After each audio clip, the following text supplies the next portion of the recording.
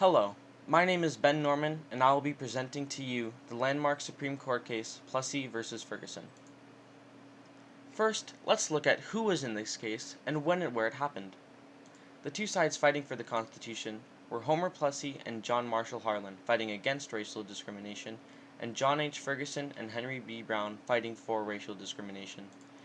In 1892, the case was brought to the Louisiana court, which was then appealed to the district court, which finally went to the Supreme Court in 1896. This is a picture of what Plessy and Ferguson would probably have looked like. Now, let's look at some background of this case. Homer Plessy was born to be an activist, and was even the vice president of the Justice, Protective, Educational, and Social Club. As an activist, he helped with the Civil Rights Movement.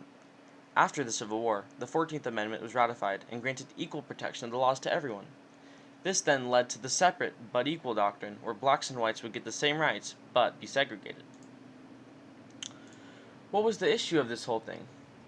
Well, in Louisiana during 1890, there was something called the Separate Car Act, which required train cars to create separate cars for blacks and whites, but they had to be equal in quality.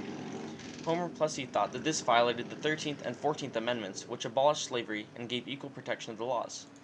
He brought this to the Louisiana court, which then went to the district court, where we meet Judge John H. Ferguson. He believed the act was completely constitutional, so the case went on to the Supreme Court. The end result of the Supreme Court was a 7-1 vote of the Separate Car Act being constitutional. The reason for this, said by Henry B. Brown, was that it didn't violate the 13th Amendment because there was no work being forced upon either race, slavery, and the 14th because they were in equal areas and equal protection. On the other hand, John Marshall Harlan believed that while most rights were equal, they were not socially equal, which wasn't fair. He strongly disagreed with racial segregation. Although the case ended up as a failure, there was a great impact that followed. The case increased attention to the subject of racial equality, and lots of people changed their opinions on this. The biggest result was that the Brown v. Board of Education case, which finally got rid of segregation in schools. A great quote from this time is made by John Marshall Harlan. "Our Constitution is colorblind." John Marshall Harlan was very brave, being the only one to side with Plessy. He also stood up to the Constitution by saying it only saw the needs of whites and looked past the needs of others. I like the idea that the Constitution and all the other Supreme Court officials need to wear some colorblind glasses so that they can finally see the needs of others. So, my point of view is that the whole thing is definitely racist and creates a lot of social inequality.